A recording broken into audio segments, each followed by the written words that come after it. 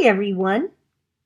Run-on sentences, which are also called fused sentences, are serious grammatical errors. Since these are serious errors, I thought we should take a few minutes to discuss them. But keep in mind that this video is designed to provide information that is in addition to other assigned materials. You need to study all assigned materials for the course.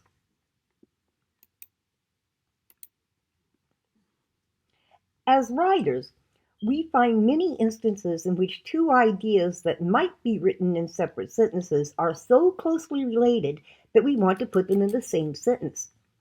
Well, obviously, when we do that, each of those two word groups is not a sentence because they're in the same sentence, right? But when we do that, we have to be careful to use correct punctuation and conjunctions. If we don't, we create either run-on sentences or comma splices. In this video, we will talk only about run-on sentences. An independent clause is any group of words that can stand alone as a sentence. Keep in mind that in order for a group of words to stand alone as a sentence, it must meet three criteria. It must have a subject, it must have a verb, and it must express a complete thought. If you're not sure of how to determine if a word group meets these criteria, you can and should review assigned materials on grammar, including the short sentence fragments video.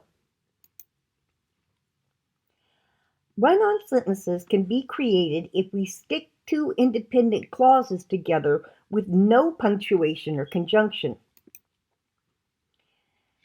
Because there is no punctuation or conjunction in this type of run-on, there are no visual cues in the paper to help us spot them.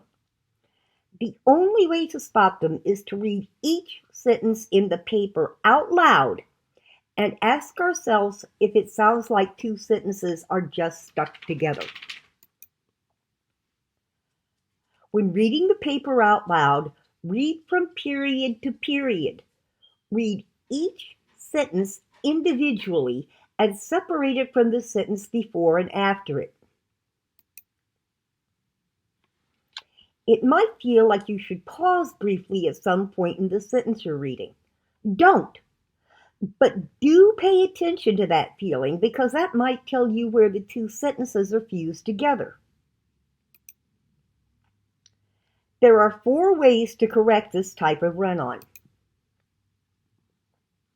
The easiest way to correct this type of run-on is to insert a period where the two sentences are stuck together. After doing so, check to make sure that each new sentence has a subject and a verb and expresses a complete thought.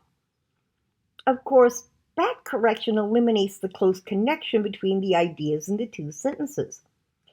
If you want to continue to indicate that close connection, there are 3 other methods you can use. You can correct the run-on by inserting a comma followed by a coordinate conjunction. The coordinate conjunctions are and, but, or, for, nor, so, yet.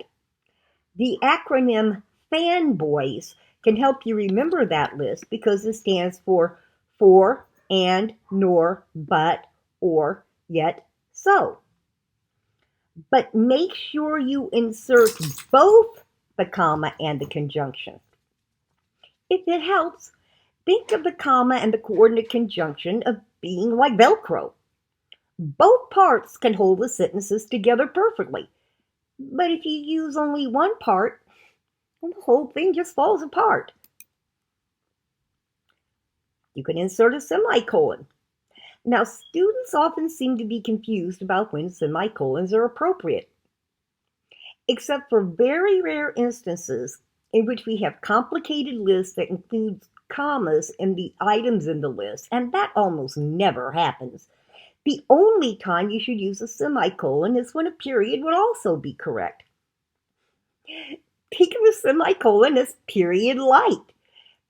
We use it when the ideas of two sentences are so closely connected that we want them to be in the same sentence. Now, I provided you with a handout titled Lists of Words Important in Grammar. On that list, find the list of conjunctive adverbs, which are also called adverbial conjunctions. You can join two independent clauses with a semicolon and an adverbial conjunction because it's okay to begin a sentence with an adverbial conjunction. But if you insert an adverbial conjunction, make sure you put a semicolon, not a comma, in front of it. If you put a comma in front of it, that just turns a run-on into a comma splice, and that's really no improvement. But by far, the most frequent problem that creates run-ons is joining two independent clauses with only a coordinate conjunction and no comma. Using the lists of words important in the grammar handout, go through your paper and find every coordinate conjunction. Remember that the coordinate conjunctions are and, but, or, for, nor, so, yet. Now, when you find a coordinate conjunction, ask yourself, could everything in that sentence to the left of that coordinate conjunction stand alone as a complete sentence? If the answer is yes, ask yourself, could everything in that sentence to the right of that coordinate conjunction stand alone as a complete sentence? If the answer to both of those questions is yes, ask yourself, is there a comma before that coordinate conjunction? If the answer is no, well, that's a run-on. It's very easy to correct this type of run-on. Put a comma before the coordinate conjunction. That's all you have to do. Presto, it's fixed. Well, I think that covers the basics of identifying and correcting run-on sentences.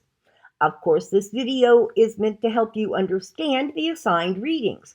You need to study it in addition to assigned materials, not instead of them.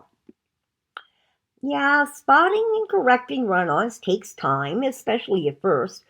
After you do it a while, it'll become easier.